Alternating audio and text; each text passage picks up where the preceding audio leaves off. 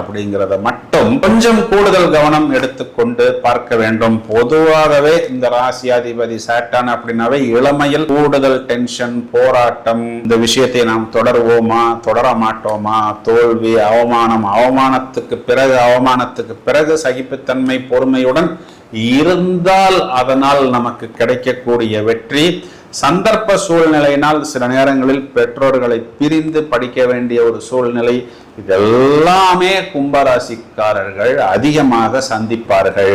எல்லார் கவனத்தையும் ஈர்க்கும் வண்ணம் இவர்கள் பேசுவார்கள். இவர்களிடம் நாம் எந்த ஒரு விஷயத்தையும் மறைக்க முடியாது. அப்படி மறைத்தாலும் அவர்கள் எளிதாக அதனை கண்டுபிடித்து விடுவார்கள்.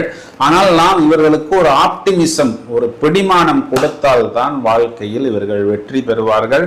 இவர்களிடம் என்னன்னா, பொதுவா மற்ற ராசிக்காரர்களிடம் இல்லாத ஒரு பெக்யூலியரான ஒரு தனித்துவமான ஒரு திறமை இருக்கிறது. அந்த திறமையை கண்டுபிடித்து அதனை வெளியே கொண்டு வந்து விட்டால் இவர்கள் பெரிய சாதனையாளர்கள். மெழுகுவர்த்தி போல் இவர்கள் மற்றவர்களுக்காக தங்களை எரித்து கொள்ளக்கூடிய நபர்கள். வெரி குட் இன் டெக்னாலஜி, முன்னோடியாக செயல்படுபவர்கள். மற்றவர்கள் சொல்ல வருவதை பெரும்பாலும் இவர்கள் முழுவதுமாக கேட்பதில்லை. என்ன காரணம்னா, அவர்கள் வரும் பொழுதே, அந்த கான்வர்சேஷனை ஆரம்பிக்கும் பொழுதே அவர் எந்த விஷயத்தை கொண்டு வருகிறார் அப்படிங்கிறத இவர் கரெக்டாக கேட்ச் பண்ணி விடுவார். அப்ப அதை பிரேக் பண்ணி பேசும் பொழுது கூட இவர் ஏதோ கொஞ்சம் கோவப்படுகிறாரோ அப்படிங்கிற மாதிரி ஒரு தாட் நிறைய நபர்களிடம் உண்டு. மேலும் இந்த கும்பராசி, கும்ப லக்னத்துக்கு என்ன ஒரே ஒரு மைனஸ் பாயிண்ட் அப்படின்னா, எந்த கிரகமும் இவர்களுக்கு நல்லது செய்வதில்லை. ஏன்னா ராசியாதிபதி, விரையாதிபதி.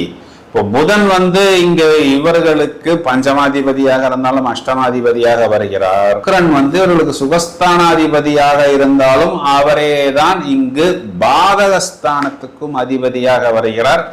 ஜீவனாதிபதி, வெற்றி ஸ்தானாதிபதி செவ்வாயை பார்த்தோம்னா 12 உச்சம், சாட்டர்ன் 12 ஆட்சி. குரு அப்படிங்கிற கிரகம் இவர்களுக்கு 6ஆம் இடத்தில் உச்சம். அப்போ இங்க குரு குறிகாட்டக்கூடியது இவருடைய தனம், பணம். தனத்தை எதிரியிடம் இழக்காத கும்பராசிக்காரர்களே இல்லை. அதுதான் இந்த பிரபஞ்சமோ இல்ல விதியோ இல்ல கிரகங்களோ இவர்களுக்கு கொடுக்கக்கூடிய முதல் பாடம்.